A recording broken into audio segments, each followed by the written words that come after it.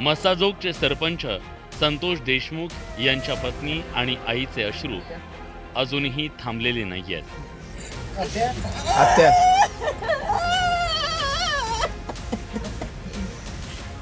पवनचक्कीच्या वादातून आरोपींनी अत्यंत क्रूरपणे संतोष देशमुखांची हत्या केली होती। हत्येतलं क्रौर्य आणि हास्य करणाऱ्या आरोपींचे विभत्स फोटो पाहून राज्यभरात संतापाची लाट आली। त्यामुळे मागील 1 वर्षापासून देशमुख कुटुंब न्याय कधी मिळेल याची प्रतीक्षा करत आहे। मात्र न्याय तर सोडाच, 1 वर्ष उलटूनही हत्ये प्रकरणातील मुख्य आरोपी कृष्णा आंधळे अजूनही पोलिसांच्या हाती लागलेला नाही। संतोष देशमुख हत्ये प्रकरणात आतापर्यंत वाल्मिक कराड, विष्णू चाटे, सुदर्शन घुले, सुधीर सांगळे, जयराम चाटे, महेश केदार आणि सिद्धार्थ सुनावणेला अटक झाली आहे। तर वाल्मिक कराड हा धनंजय मुंडेंचा एकेकाळचा विश्वासू सहकारी होता। त्यामुळे जरांगे पाटलांनी धनंजय मुंडेंच्या राजीनाम्याची मागणी केली।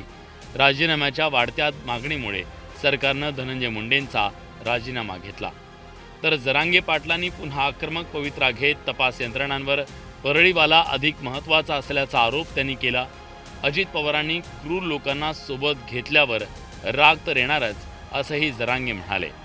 आरोपी सुटला तर महाराष्ट्र बंद करू असा इशारा जरांगेने दिला। आरोपींची संपत्ती अजून जप्त का झाली नाही असा सवाल जरांगेंनी पोलिसांना विचारलाय।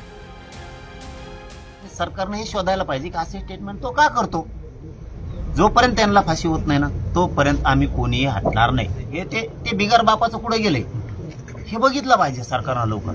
कारण इतकी क्रूर हत्या करणारे बाहेर फिरतेच कसं काय आणि याला लपून ठेवलंय, हे कुठे गेलं नाही। जरांगे पाटलांनी कठोर पवित्रा घेतल्यामुळे बीडसह राज्यातलं राजकारण पुन्हा एकदा पेट घेण्याची शक्यता आहे। तर विरोधकांनीही संतोष देशमुख हत्ये प्रकरणावरून अनेक सवाल उपस्थित केलेत।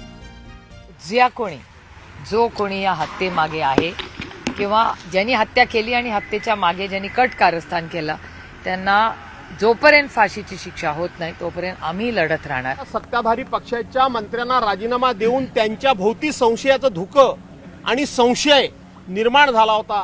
त्याच दिवशी संतोष देशमुखांना न्याय मिळणार नाही, नैसर्गिक न्याय होणार नाही, सत्तेच्या दबावाखाली जे खुनी आहेत ते सुटतील हे आम्ही तेव्हाच सांगितलं होतं। विरोधकच नाही तर सत्ताधारीही प्रश्न उपस्थित करताना दिसतायत। कृष्णा आंधळेंचं काय झालं हा थेट सवाल अमोल मिटकरने विचारला।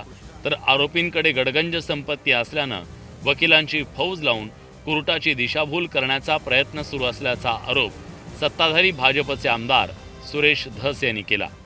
35 वकिलांची फौज लावणे, त्याच्यामध्ये कोर्टाची दरवेळा दिशाभूल करणे आणि माफीनामासारखा किंवा आम्हाला या ठिकाणी जामीन द्या अशा पद्धतीने वेगवेगळ्या कृत्या त्याच्यामध्ये लढवल्या जात आहेत। इतकं संवेदनशील प्रकरणातला एखादा मुख्य आरोपी तो इतके दिवस बाहेर राहू शकत नाही।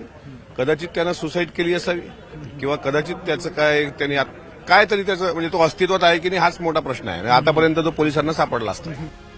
सत्ताधारी पक्षाचेही आमदार संतोष देशमुख हत्ये प्रकरण आणि फरार आरोपींवरून सवाल उपस्थित करतायत। विरोधकही उत्तराची अपेक्षा करतायत आणि देशमुख कुटुंबही दोषींना फाशी कधी मिळणार हा सवाल विचारतायत। 1 वर्षानंतरही या प्रश्नाची उत्तरं मिळताना दिसत नाहीयेत। त्यामुळे मनोज जरांगे पाटलांनीही संतोष देशमुखांच्या मारेकऱ्यांना फासावर लटकवण्यासाठी आंदोलनाचा इशारा दिलाय। त्यामुळे मराठवाड्यातलं वातावरण पुन्हा तापण्याची शक्यता आहे। बीडवरून सुरेश जाधवसह संतोष गोरे, न्यूज 18 लोकमत, मुंबई।